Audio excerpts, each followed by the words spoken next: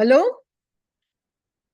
विद्युत चुंबकत्व इस श्रृंखला की ये तीसरी वीडियो है। इस वीडियो में हम विद्युत धारा और साधारण प्रतिपथ इस विषय के बारे में कुछ जानेंगे। Electric current and simple circuits. विद्युत धारा का मतलब है बिजली की प्रवाह, विद्युत की प्रवाह, बहती हुई विद्युत। हम अपने सारे भारी काम विद्युत धारा के सहारे ही करते हैं, जैसे अनाज पीसना, पानी को ऊंचे टंकियों में चढ़ाना, heater, fan, bulb, light bulb, सारे हम विद्युत धारा के सहारे ही हम अ, उपयोग करते हैं। तो अब बिजली या विद्युत बिजली घर में तैयार होकर हमारे घरों तक तारों पर होकर आती है। हम बिजली को अपने सॉकेट में प्लग लगाकर बिजली को हम की प्रवाह को हम होने देते हैं, और फिर हम अपने उपकरण उपयोग करते हैं। तो बिजली की धारा, इलेक्ट्रिक करंट की इसके बारे में कुछ सीखने के लिए हम बहुत एक बहुत ही सुविधाजनक स्रोत ये इलेक्ट्रिक सेल को हम उपयोग करेंगे। सो इलेक्ट्रिक सेल बहुत सुरक्षित भी है, और छोट इसको हम अपने पॉकेट में लेकर घूम सकते हैं। और इसको हम उपयोग करके कुछ सीखेंगे इलेक्ट्रिक करंट के बारे में। तो एक से ज्यादा हम सेल को जोड़कर हम बैटरी भी बना सकते हैं। तो इस तरह दिखती है अपने इलेक्ट्रिक सेल, विद्युत सेल, अलग अलग प्रकार की। और विद्युत सेल को उपयोग करने वाला बहुत सामान्य एक साधन है टॉर्च लाइट। साधन या उपकरण या साधित्र, टेक्स्ट बुक में साधित्र शब्द उपयोग हुआ है, या डिवाइस। से, हम सेल को बल्ब से, तारों से जोड़ते हैं, और फिर सेल तैयार हो जाती है। इस तरह हम एक बल्ब को सेल से जोड़कर तारों से, इसको संयोजी तार कहते हैं, कनेक्टिंग वायर्स। जो स्टील के वायर, उसके ऊपर प्लास्टिक का कवर होता है। इस तरह हम एक सेल को, अ, उसके दो सिरों को तारों से बल्ब तक जोड़कर देखते हैं हम कि बल्ब बल्ब में रोशनी हो जाती है, बल्ब जलने लगती है।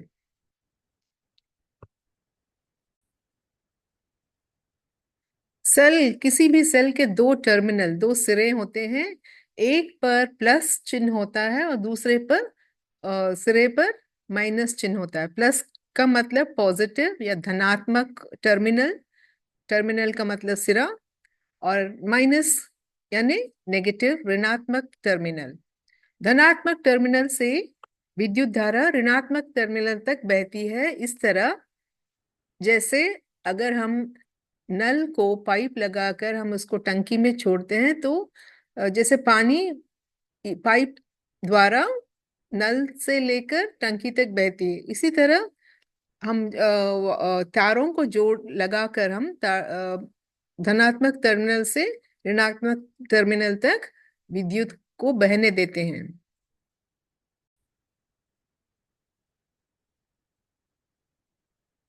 तो ये बैटरी के दोनों टर्मिनल्स हैं, और जो धनात्मक टर्मिनल जो है, जिस तरह, जो टोपी की तरह जिस तरह होता है, उसके ऊपर हमने वायर को फिक्स करके चिपका दिया है।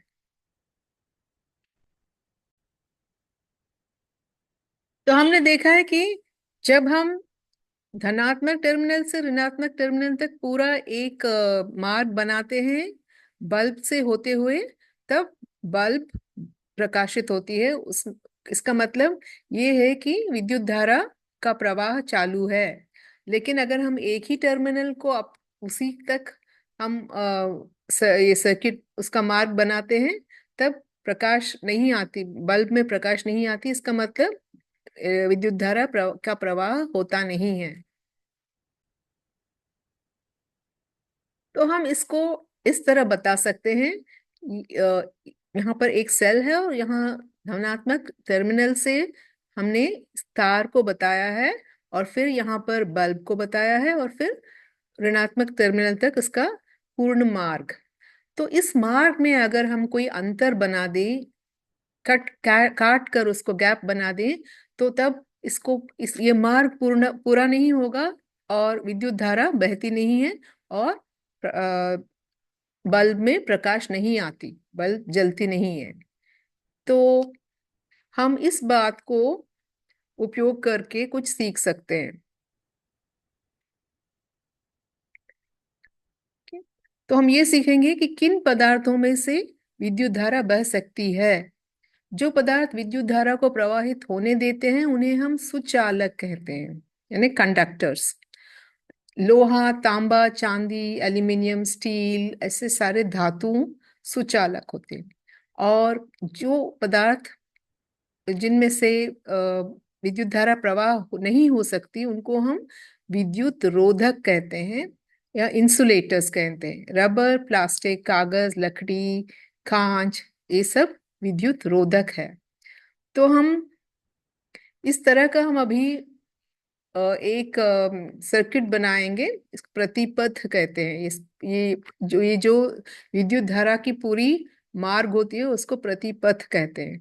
तो हम इसको इस तरह हम जोड़कर एक बल्ब को सेल से जोड़कर यहाँ पर एक अंतर गैप बनाएंगे, और उस गैप को अलग अलग पदार्थों से बंद कर कर पूर्ण करके देखते हैं कि उस पदार्थ में विद्युत धारा बहती है या नहीं।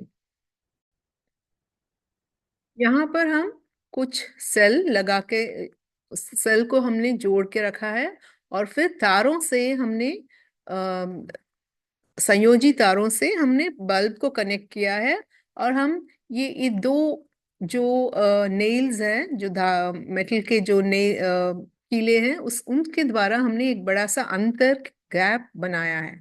अब हम उस गैप को अलग अलग पदार्थों से हम पूर्ण करके देखते हैं कि बल्ब जलती है या नहीं। तो यहाँ पर अभी एल्यूमिनियम का वायर है, जिससे हम वो गैप को हम बंद करने की कोशिश करते हैं।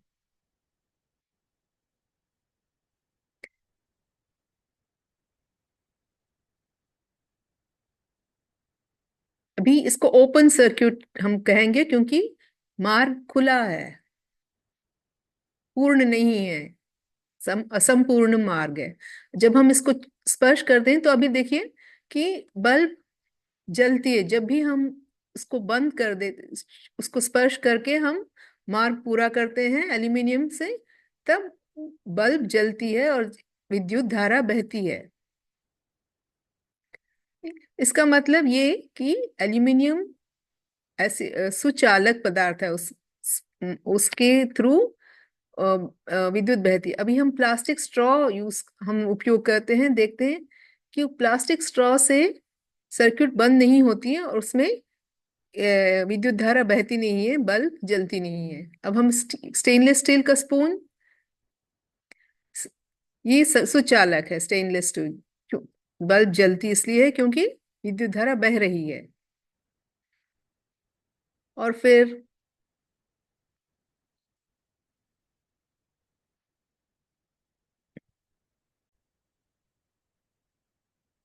हम देखते हैं ये जो पेंसिल की जो नोक होती है, वो उसका वो पदार्थ, उसका नाम है ग्रेफाइट, जो कोयले का एक रूप है।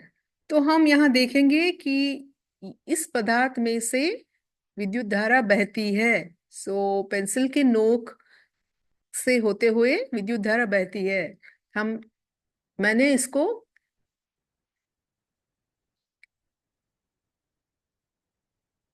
अब देखिए अभी इसका मार्ग पेंसिल के नोक से होते हुए पूरा हो गया, और फिर बल्ब जलने लगा। तो इसका मतलब ये है कि ग्रेफाइट जो पदार्थ है वो सुचालक है। तो इस तरह कुछ पदार्थ कंडक्टर्स या सुचालक, और अन्य पदार्थ इंसुलेटर या रोधक, विद्युत रोधक होती है। और अभी हम एक बार फिर टॉर्च लाइट की सर्किट देख लें। किस तरह टॉर्च लाइट का स्विच जब बंद होता है तो सर्किट उसका प्रतिपथ पूर्ण हो जाता है और विद्युत धारा बहती है।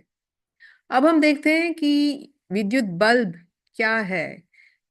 थॉमस अल्वा एडिसन ने 1880 में विद्युत बल्ब को का आविष्कार किया। इनसे पहले भी कई लोगों ने बनाने की कोशिश की थी, उन्होंने इसको साधक रहे इसमें। ये बहुत ही प्रसिद्ध आविष्कारी थे और बहुत सारे दूसरे परिकरणों का भी उन्होंने आविष्कार किया। तो विद्युत बल्ब, इलेक्ट्रिक बल्ब में इसका कांच का एक ऊपर का कवर होता है, इसके अंदर शून्य यानी इसका जो अंदर जो एटमॉस्फेयर जो वातावरण होता है वायु, उसको निकाला जाता है।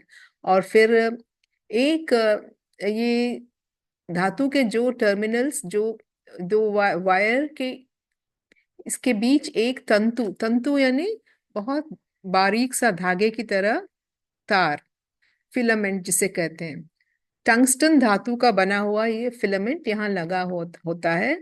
और यहाँ पर जो दो टर्मिनल है उसके बीच एक रोधक है। इसका यानी ये दोनों टर्मिनल के बीच स्पर्श न हो, इसलिए इसके बीच में विद्युत रोधक इंसुलेटर मटेरियल रहता है।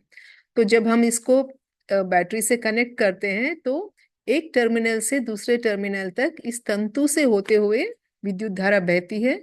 और जब विद्युत धारा बहती है तो कोई भी धातु जिसमें से विद्युत धारा बहती है उसका तापमान बढ़ता है। इसका तापीय प्रभाव, विद्युत धारा का तापीय प्रभाव होता है। तापमान, टेम्परेचर बढ़ने से बहुत गर्म हो जाता है वो, और फिर वो वो इतना गर्म हो जाता है कि वो प्रदीप्त यानी उसमें से प्रकाश निकलने लगता है। तो this is an incandescent lamp. क्योंकि उसमें उसके तापमान बढ़ने के कारण उसमें से प्रकाश निकलता है। तो जब कोई बल्ब खराब हो जाता, जब वो खराब हो जाता है जिसमें वो तंतु टूट जाती है, तो उसमें प्रकाश नहीं आता, क्योंकि उसका प्रतिपथ पूरा नहीं होता, ओपन हो जाता है, उसमें से विद्युत धारा बहती नहीं है और बल्ब जलता नहीं है। तो अभी देखते हैं कि विद्युत सेल के अंदर क्या होता है। विद्युत सेल के अंदर जो दो धातु के छड़ियां होती है जिसको हम इलेक्ट्रोड्स कहते हैं, और उनके बीच एक द्रव पदार्थ या सेमी सॉलिड कुछ पदार्थ होता है जिसको हम इलेक्ट्रोलाइट कहते हैं। और इन इलेक्ट्रोड्स और इलेक्ट्रोलाइट्स के बीच रस होते हो, के बीच होने वाले रसायन प्रक्रिया के कारण विद्युत उत्पत्ति होती है। अगर हम किसी सेल को खोल कर देखते हैं तो हमको इस तरह दिखेगा। इसके अंदर एक कार्बन का रॉड होता है, और फिर ये जो बाहर जो कवच जो कंटेनर है वो जिंक धातु की बनती है। तो ये जिंक धातु और हमने देखा है कार्बन भी तो सुचालक है, तो वो भी एक इलेक्ट्रोड बन सकता है। तो इन दोनों सुचालकों के बीच ये जो प्लास्टिक का कैप है, वो इन दोनों को स्पर्श न होने के लिए, उनको दूर रखने के लिए उपयोग किया गया है। तो ऊपर ये जो टोपी है टर्मिनल, ये कार्बन रॉड से जुड़ी हुई है। तो हम यहाँ देख सकते हैं जो प्लास्टिक का जो सेपरेट जो अलग रखता है एक टर्मिनल, ये जो टोपी है वो एक पॉजिटिव टर्मिनल है, और ये जो बाकी जो उसका जो कवर है, जो कंटेनर कप है, वो नेगेटिव टर्मिनल। तो इस तरह हम देख सकते हैं कि ये जिंक कंटेनर और फिर कार्बन रॉड, और फिर इन दोनों के बीच में एक विद्युत रोधक, और अंदर एल्यूमिनियम क्लोराइड पेस्ट इलेक्ट्रोलाइट है। इस तरह इसको सूखा सेल कहते हैं, ड्राई सेल। और अलग सेल भी होते हैं जिसमें द्रव होता है, उसके बारे में हम किसी और पाठ में देखेंगे। अब हम एक से ज्यादा सेल को कैसे जोड़ते हैं, कैसे कनेक्ट करते हैं, कैसे संयोजित करते हैं।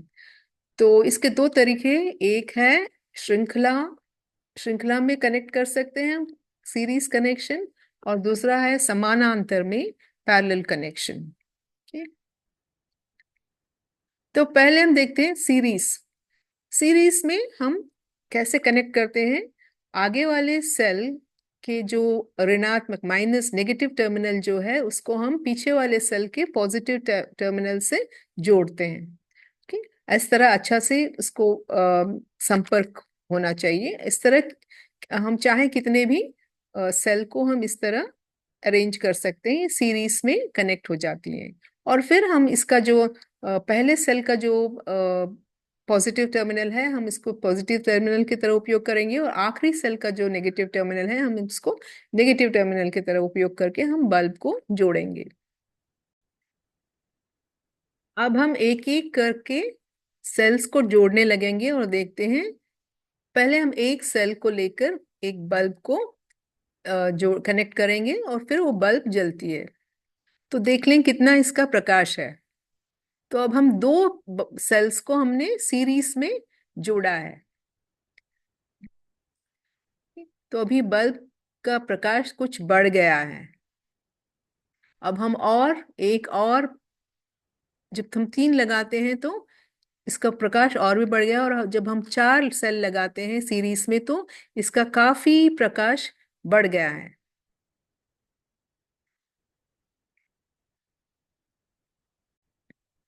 ऐसे ऐसे क्यों होता है?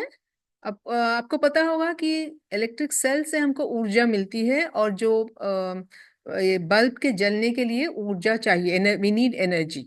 तो जब हम एक सेल यूज करते हैं, एक सेल उपयोग करते हैं तो कम ऊर्जा मिलती है, और जैसे हम सेल का नंबर बढ़ाते हैं तो हमको बल्ब को ज्यादा ऊर्जा मिलती है, ज्यादा विद्युत धारा बहती है, इसलिए इसका प्रकाश बढ़ जाता है।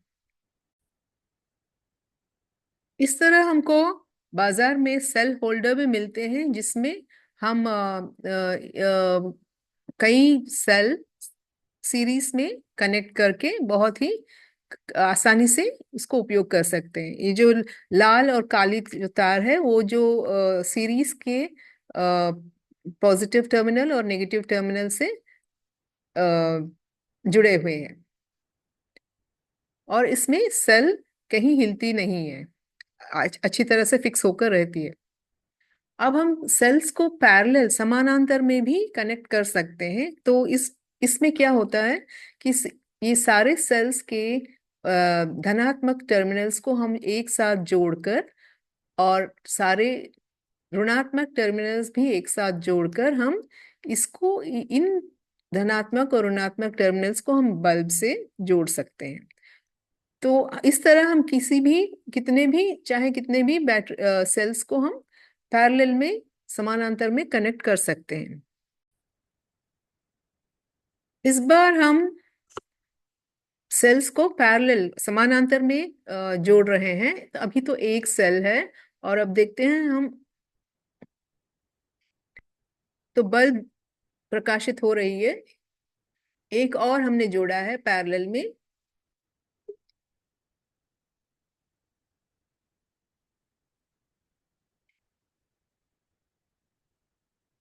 ठीक है, और फिर एक और भी हम लगा सकते हैं। सो देखिए अभी ये जो ये राइट साइड का जो गुच्छा है वो सारा, ये सारे मिले हुए प्लस टर्मिनल पॉजिटिव टर्मिनल्स है, और ये लेफ्ट साइड में सारे मिले हुए, सॉरी, लेफ्ट राइट साइड में सारे नेगेटिव टर्मिनल्स मिले हुए हैं, और राइट साइड लेफ्ट साइड में सारे पॉजिटिव टर्मिनल्स मिले हुए हैं। तो हम, लेकिन हम यहाँ देख सकते हैं कि हम एक से बढ़कर बढ़ाकर जब हमने तीन सेल्स को उपयोग किया है, बल्ब की रोशनी बड़ी नहीं है, उतने ही है जब जो पहले थी। तो इसमें इसका क्या मतलब है? इसका ये मतलब है कि जो बल्ब की ऊर्जा खपत होती है। अब वो तीन सेल, वो बोझ तीन सेल के बीच बांटा गया है, तो हर एक सेल इसमें कम, इसका योगदान कम है। इसका मतलब इस तरह अगर हम इसको छोड़ दें तो ज्यादा देर तक बल्ब जलती रहेंगी, क्योंकि हर सेल का एक एक सीमित लाइफ टाइम होता है उसकी। उसके बाद वो ऊर्जा नहीं दे सकता। तो इसका मतलब ये इस पे भार कम पड़ रहा है। ऐसे ही क्या हम बल्बों को भी हम सीरीज और पैरेलल में जोड़कर देख सकते हैं? तो यहाँ हम देख रहे हैं कि कई सारे बल्ब श्रृंखला में हमने इसको जोड़ संयोजित किया है। यहाँ हमने एक बल्ब से हमने स्टार्ट किया है, एक बल्ब को हम कनेक्ट करेंगे। तो अब इसको एक और बल्ब से जोड़ देते हैं। तो देखिए अभी थोड़ा सा इसका प्रकाश कम हो गया है। और फिर अब जब हम और एक और बल्ब इसमें लगा जोड़ते हैं तो देखो अब काफी प्रकाश धीमा हो गया है। तो जिस इस तरह जितने हम ज्यादा बल्ब लगाएंगे और सेल्स, हम उतने ही सेल्स को रखेंगे, तो इसका रोशनी कम होते जाएगा। इसका ये कारण है कि हर बल्ब की ऊर्जा का कुछ खपत होता है। तो हम ज्यादा अगर बल्ब डालते हैं तो बैटरी पे ज्यादा बोझ पड़ता है और विद्युत धारा कम होती है, इसलिए बल्ब धीमे से जलते हैं। जब हम श्रृंखला में बल्ब्स को कनेक्ट करेंगे, जैसे हम जो दिवाली के वक्त डेकोरेशन में वगैरह श्रृंखला में होती हैं लाइट्स, तो जब एक बल्ब जल जाता है, जब खराब हो जाए, उसका जो तंतु टूटता है, तो ये इसका विद्युत प्रतिपत असंपूर्ण हो जाता है, अंतर आ जाता है, इसलिए वो सारी बल्ब जलना बंद हो जाती है। हम बल्ब्स को पैरेलल समानांतर में भी लगा जोड़ सकते हैं इस तरह।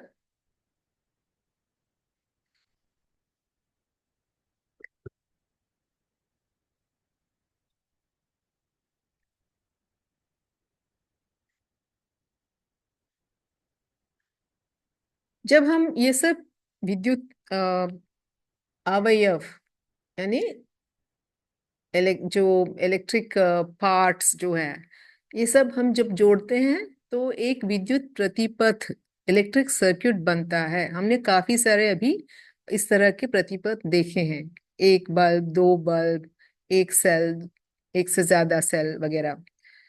तो इन सब अवयवों को हर वक्त इनका चित्र बनाना काफी मुश्किल हो बन जाता है। अगर बहुत सारे, अगर हमने पार्ट्स हमने उपयोग किया है सर्किट में, तो हमको बहुत देर लगेगी उसको, इसका चित्र बनाने में। तो इसके लिए, इसको आसान बनाने के लिए हम कुछ मानक प्रतीक उपयोग करते हैं, स्टैंडर्ड सिंबल्स। स्टैंडर्ड सिंबल्स क्या है? हर वक्त सेल को उतारने के बजाय हम सेल की एक प्रतीक, मानक प्रतीक, ये जो एक खड़ा हुआ एक लंबी रेखा और एक छोटी रेखा जो है, ये दोनों मिला के इसका मतलब है सेल, विद्युत सेल। यहाँ प्लस और माइनस लिखने की कोई जरूरत नहीं है, क्योंकि ये चिन्ह को देखकर ही हम पहचानना चाहिए कि लंबी रेखा का मतलब प्लस, पॉजिटिव है, धनात्मक, और छोटी रेखा का मतलब ऋणात्मक। तो अभी यहाँ देखिए, अभी दो सेल को हमने सीरीज में कनेक्ट किया है, तो हम इसको इस तरह बताएंगे। अगर तीन कनेक्ट किया है तो हम इसको इस तरह बताएंगे। और एक और प्रतीक है यहाँ पर, स्विच। स्विच को हम इस तरह बताएंगे। और बल्ब को हम सिर्फ इस तरह बहुत सादी सादी से एक चित्र बना के इसका प्रतीक है, बल्ब का प्रतीक। तो हम इन प्रतीकों को उपयोग करके हम बहुत आसानी से सर्किट डायग्राम को उतार सकते हैं। कि नीचे हमने उसको एक्चुअल डायग्राम जिस तरह हम चित्र बनाया है, लेकिन ऊपर हम स्टैंडर्ड सिंबल्स हम उपयोग करके हमने सर्किट का डायग्राम बनाया है। अब इस डायग्राम को, सर्किट डायग्राम को हमको देख के हमको समझना चाहिए कि ये कैसे कनेक्शन क्या है इसमें। इसमें दो सेल्स समानांतर में संयोजित है, और फिर इस ये दो बल्ब है जो सीरीज में है, और इसमें एक स्विच है। ओके, अब हम देखते हैं फ्यूज। फ्यूज आप सबने सुना होगा, फ्यूज जल गई है ऐसे तो ये फ्यूज है क्या? तो हमारे घर में जो विद्युत पावर सप्लाई आती है वो मेंस के दो तार होते हैं। तो हम इन दोनों को, जिस तरह बैटरी से दो टर्मिनल के दो तार होते हैं, हम इनको ऐसे ही मान सकते हैं, दो तार, दो टर्मिनल्स मान सकते हैं, मेंस के टर्मिनल्स। तो और हमारे सारे प्रकरण इस तरह जो कनेक्ट किए हुए होते हैं, और यानी पैरेलल में कनेक्ट किए होते हैं। तो जब तो ये फ्यूज का क्या है, इसका क्या महत्व है? जब कोई प्रकरण में दो तार स्पर्श हो जाते हैं, जिस शॉर्ट सर्क्यूट कहते हैं, दो तारों में विद्युत के तारों में, कनेक्टिंग वायर्स में अगर डायरेक्टली उसमें स्पर्श हो गया तो शॉर्ट सर्क्यूट हो जाता है। और इसके कारण हम, इसका सचमुच कारण बाद में हम समझेंगे। तो अब तो हम इतना ही बोलेंगे कि जब ये तो जो तारों का जब स्पर्श होता है तो बहुत सारी विद्युत धारा बहने लगती है मेन से, और ये खतरनाक सिचुएशन है। इस तरह बहुत बहुत ऊंची प्रमाण में विद्युत धारा बहना नहीं चाहिए। तो इसको रोकने के लिए हमको अभी सर्किट को ब्रेक करना है, यानी इसमें प्रतिपथ में अंतर, गैप या अंतर को बनाना है। तो इसके लिए हम यहाँ मेन से जो तार आती है उसमें एक फ्यूज लगा कर रखते हैं। फ्यूज एक ऐसी वायर से बनती है जो जल्द ही पिघल सकती है। तो हमने अभी देखा है कि जब विद्युत धारा बहती है तो उसके कारण तापमान बढ़ता है, वायर का तार की तापमान बढ़, सो जो उसका वायर का जो पदार्थ है उस पे निर्भर होता है कि कितना तापमान उसका बढ़ता है। तो ये फ्यूज वायर ऐसी होती है कि जब विद्युत धारा ज्यादा हो जाती है तो वो बहुत जल्दी गर्म होके पिघल जाती है। जब पिघल जाती है तो उसमें गैप आ जाता है सर्किट, और विद्युत धारा बहना बंद हो जाती होती है, और हम सुरक्षित हो जाते हैं।